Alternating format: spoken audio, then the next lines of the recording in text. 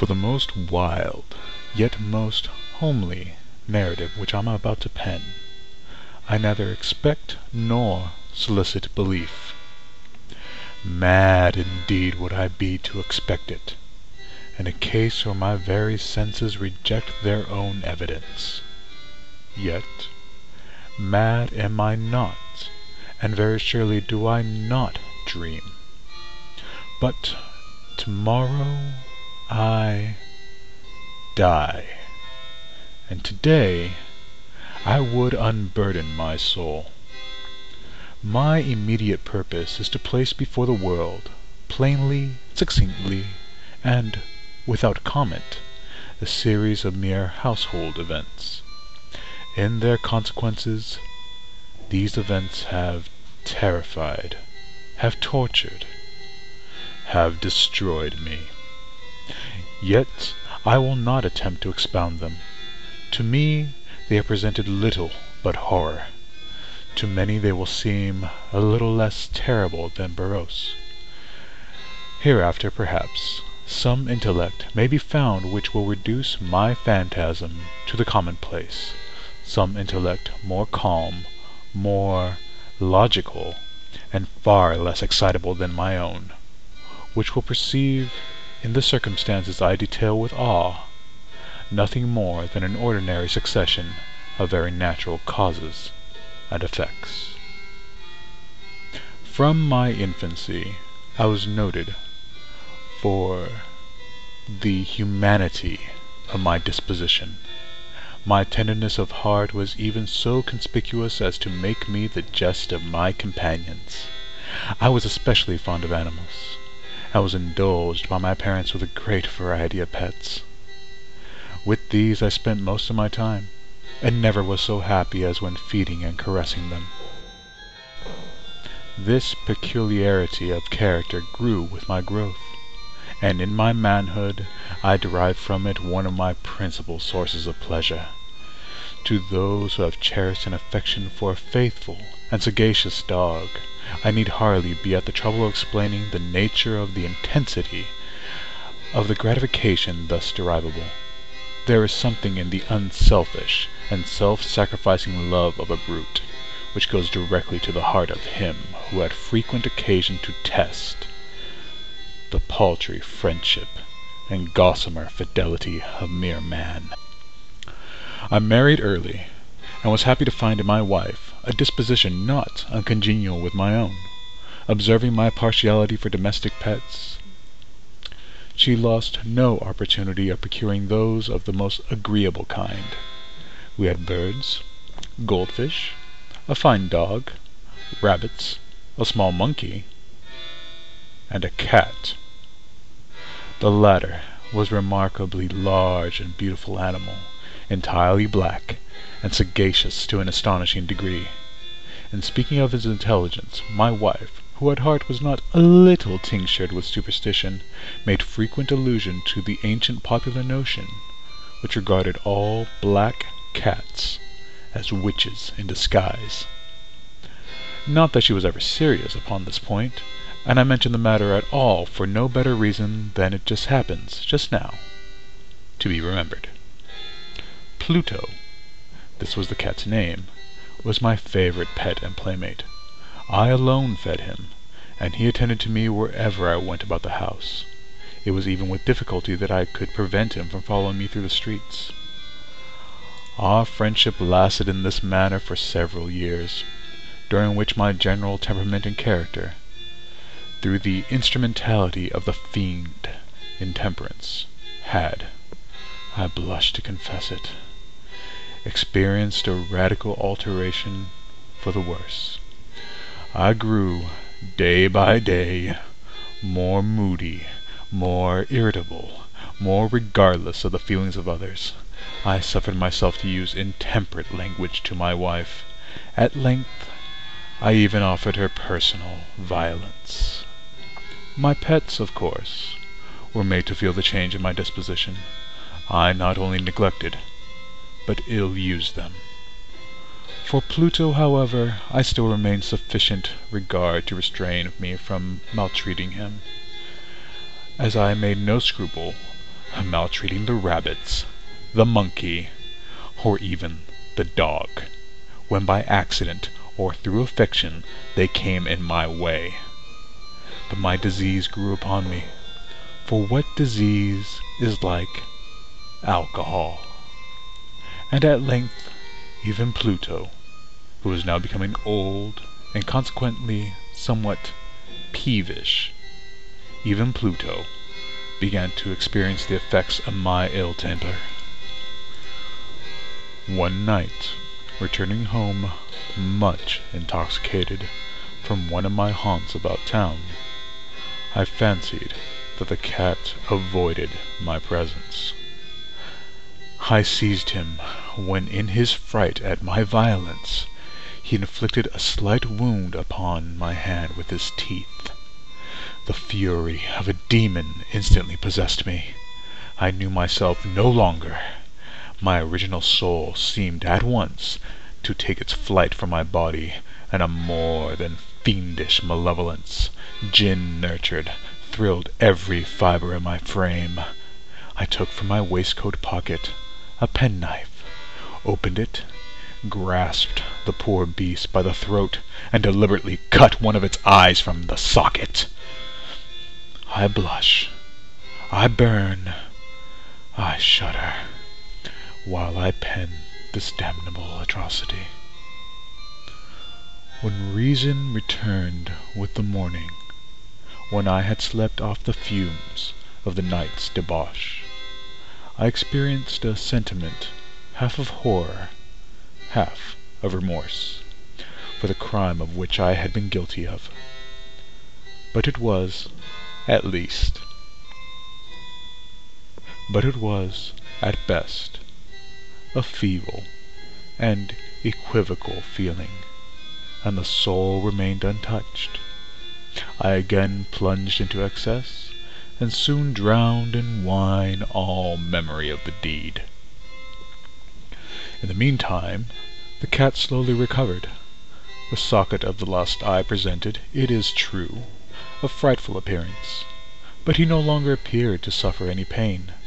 He went about the house as usual, but, as might be expected, fled in extreme terror at my approach. I had so much of my old heart left at first to be grieved by this evident dislike on the part of a creature which had once so loved me.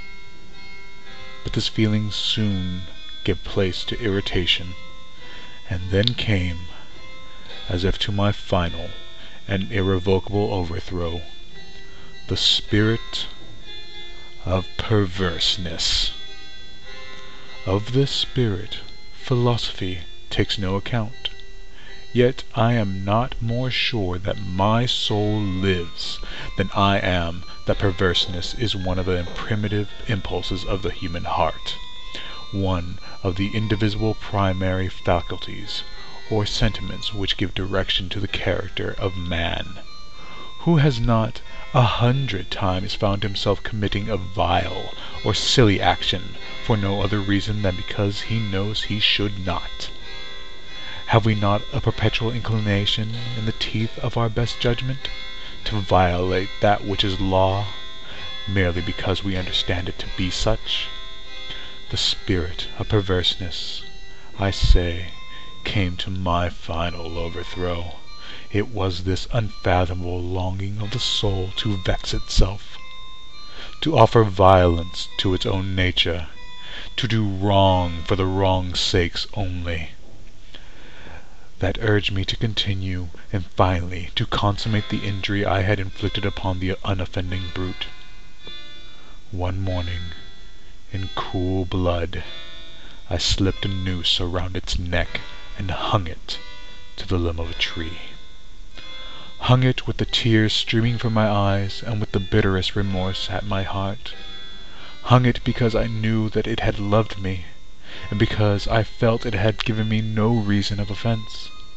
Hung it because I knew that in doing so I was committing a sin, a deadly sin that would so jeopardize my immortal soul as to place it, if such a thing were possible, even beyond the reach of the infinite mercy of the most merciful and most terrible God. On the night of the day on which this cruel deed was done, I was roused from sleep by the cry of fire. The curtain of my bed were in flames. The whole house was blazing. It was with great difficulty that my wife, a servant, and myself made our escape from the conflagration. The destruction was complete. My entire worldly wealth was swallowed up, and I resigned myself thenceforward to despair. I am above the weakness of seeking to establish a sequence of cause and effect between the disaster and the atrocity, but I am detailing a chain of facts, and wish not to leave even a possible link imperfect. On the day succeeding the fire, I visited the ruins.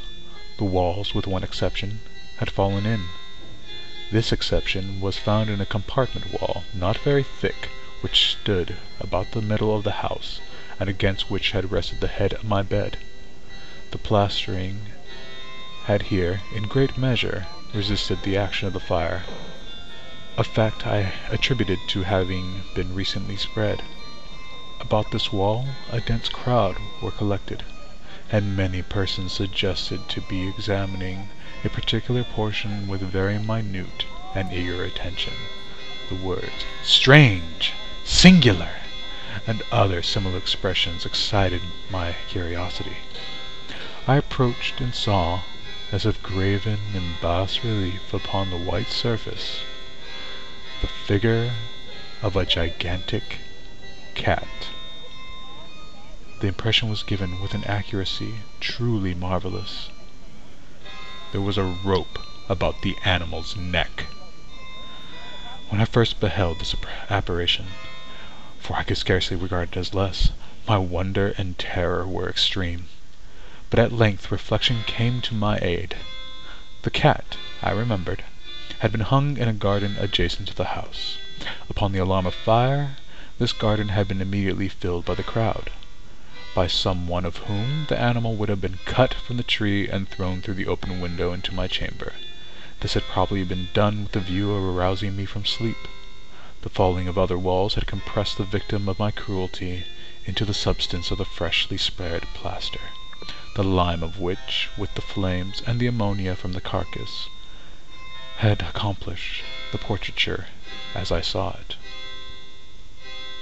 Although I thus readily accounted to my reason, if not altogether to my conscience, for the startling fact just detailed, it did not the less fail to make a deep impression upon my fancy.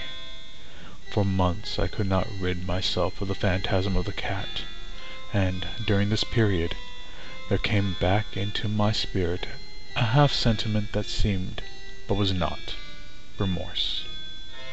I went so far as to regret the loss of the animal, and to look about me, among the vilest haunts which I now habitually frequented, for another pet of the same species, and somewhat similar appearance, with which to supply its place.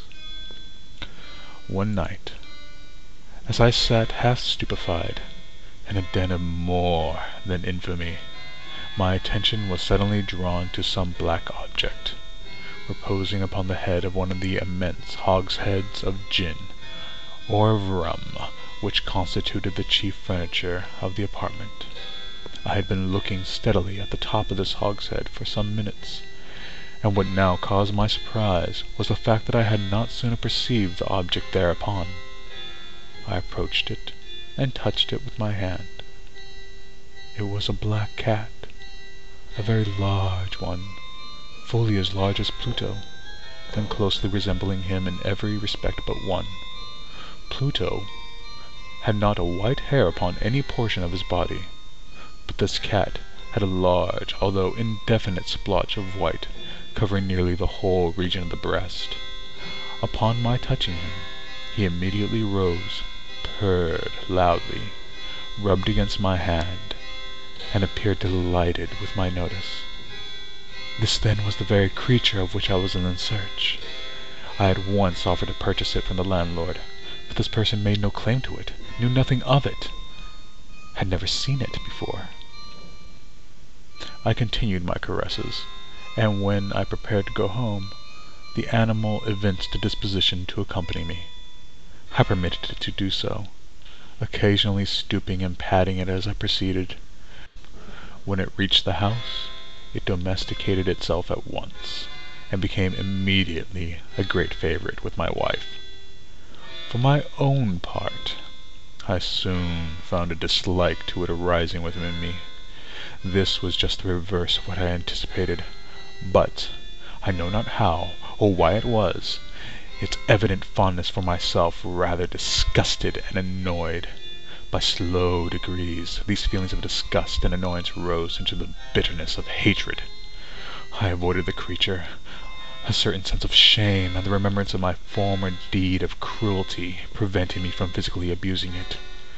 I did not for some weeks strike or otherwise violently ill-use it, but gradually, very gradually, I came to look upon it with unutterable loathing, and to flee silently from its odious presence, as if from the breath of a pestilence. What added, no doubt, to my hatred of the beast, was the discovery on the morning after I brought it home, that, like Pluto, it also had been deprived of one of its eyes. This circumstance, however, only endeared it to my wife, who, as I have already said, possessed in a high degree the humanity of feeling which had once been my distinguishing trait, and the source of many of my simplest and purest pleasures. With my aversion to this cat, however, its partiality for myself seemed to increase. It followed my footsteps with a pertinacity which it would be difficult to make the reader comprehend. Whenever I sat, it would crouch beneath my chair or spring upon my knees, covering me with its loathsome caresses. If I arose to walk, it would get between my feet and thus nearly throw me down, or fastening its long and sharp claws into my dress, clamber in the manner to my breast. At such times, although I longed to destroy it with a blow, I was yet withheld from so doing, partially by a memory of my former crime, but chiefly, let me confess it at once, by absolute dread of the beast. This dread was not exactly a dread of physical evil, and yet I should be at a loss how otherwise to define it. I am almost ashamed to own, yes, even in this felon's cell, I am almost ashamed to own, that the terror and horror with which the animal inspired me had been heightened by one of the merest chimeras it would be possible to conceive. My wife had called my attention, more than once, to the character of the mark of white hair, of which I have spoken, and which constituted the sole visible difference between the strange beast and the one I had destroyed. The reader will remember that this mark, although large, had been originally very indefinite, but by slow degrees nearly imperceptible, and with which for a long time my reason struggled to reject as fanciful, it had at length assumed a rigorous distinctness of outline. It was now the representation of an object that I shudder to name, and for this above all I loathed and dreaded, and would have rid myself of the monster had I dared. It was now, I say, the image of a hideous, of a ghastly thing, of the gallows. O mournful and terrible engine of horror and crime, of agony and of death! And now was I indeed wretched beyond the wretchedness of mere humanity, and a brute beast, whose fellow I had contemptuously destroyed, a brute beast to work out for me, a man fashioned in the image of the high God, so much of insufferable woe. Alas, neither by day nor by night knew I the blessing of rest any more, During the former, the creature left me no moment alone, and in the latter I started hourly from dreams of unutterable fear, to find the hot breath of the thing upon my face, and its vast weight, an incarnate nightmare that I had no power to shake off, incumbent eternally upon my heart. Beneath the pressures of torment such as these, the feeble remnant of the good within me succumbed. Evil thoughts became my sole intimates, the darkest and most evil of thoughts. The moodiness of my usual temper increased to hatred of all things and of all mankind, while, from the sudden, frequent, and ungovernable outbursts of fury to which I now blindly abandoned myself, my uncomplaining wife, alas, was the most usual and most patient of sufferers. One day she accompanied me upon some household errand into the cellar of the old building which our poverty compelled us to inhabit. The cat followed me down the steep stairs, and nearly throwing me headlong, exasperated me to madness. Uplifting an axe, and forgetting in my wrath the childish dread which had hitherto stayed my hand, I aimed a blow at the animal, which, of course, would have proved instantly fatal had it descended as I wished. But the blow was arrested by the hand of my wife. Goaded by the interference into a rage more than demoniacal, I withdrew my arm from her grasp and buried the axe in her brain. She fell dead upon the spot without a groan. The hideous murder accomplished, I set myself forthwith, and with entire deliberation, to the task of concealing the body. I knew that I could not remove it from the house, either by day or by night, without the risk of being observed by the neighbors. Many projects entered my mind. At one period I thought of cutting the corpse into minute fragments and destroying them by fire. At another I resolved to dig a grave for it in the floor of the cellar. Again I deliberated about casting it into the well in the yard, about packing it in a box as if to merchandise with the usual arrangements, and to get a porter to take it from the house. Finally, upon what I considered a far more expedient in either of these, I determined to wall it up in the cellar, as the monks of the Middle Ages are recorded to have walled up their victims. For a purpose such as the cellar was well adapted. Its walls were loosely constructed, and had lastly been plastered throughout with a rough plaster, which the dampness of the atmosphere had prevented from hardening. Moreover, in one of the walls was a projection, caused by a false chimney or fireplace, that had been filled up, and made to resemble the red of the cellar. I made no doubt that I could readily displace the bricks at once, insert the corpse, and wall the whole up as before, so that no eye could detect anything suspicious. And in this calculation I was not deceived. By means of a crowbar I easily dislodged the bricks, and having carefully deposited the body against the inner wall, I propped it in that position, while, with little trouble, I relaid the whole structure as it originally stood, having procured mortar, sand, and hair. With every possible precaution I prepared a plaster which could not be distinguished from the old, and with this I very carefully went over the new brickwork. When I had finished, I felt satisfied that all was right. The wall did not present the slightest appearance of having been disturbed. The rubbish on the floor was picked up with the minutest care. I looked more triumphantly, and said to myself, "Here at least, then, my labor has not been in vain." My next step was to look for the beast which had been the cause of such wretchedness, for I had at length firmly resolved to put it to death. Had it been able to meet with it at the moment, there would have been no doubt of its fate, but it appeared that the crafty animal had been alarmed at the violence of my precious anger, and forbore to present itself in my present mood.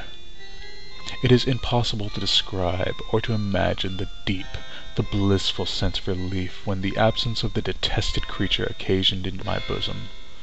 It did not make its appearance during the night, and thus for one night at least, since its introduction into the house, I soundly and tranquilly slept. I slept even with the burden of murder upon my soul. The second and third day passed, and still my tormentor came not. Once again I breathed as a free man. The monster, in terror, had fled the premises forever. I should behold it no more. My happiness was supreme. The guilt of my dark deed disturbed me but little. Some few inquiries had been made, but these had been readily answered. Even a search had been instituted, but of course nothing was to be discovered. I looked upon my future felicity as secured. Upon the fourth day of the assassination, a party of police came, very unexpectedly, into the house, and proceeded again to make rigorous investigation of the premises. Secure, however, in the inscrutability of my place of concealment, I felt no embarrassment whatsoever. The officers bade me accompany them in their search. They left no nook or corner unexplored. At length, for the third or fourth time, they descended into the cellar. I quivered not a muscle. My heart beat calmly as that of one who slumbers in innocence. I walked the cellar from end to end. I folded my arms upon my bosom, and roamed easily to and fro. The police were thoroughly satisfied, and prepared to depart. The glee at my heart was too strong to be restrained. I burned to say if but one word by way of triumph, and to render doubly sure the assurances of my guiltlessness. "Gentlemen," I said at last, as the party ascended the steps, "I delight to have allayed your suspicions. I wish you all health and a little more courtesy. By the by, gentlemen, this is a very well-constructed house." And the rabid desire to say something easily, I scarcely knew what I uttered at all.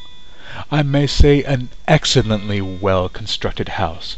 These walls— Are you going, gentlemen? These walls are solidly put together."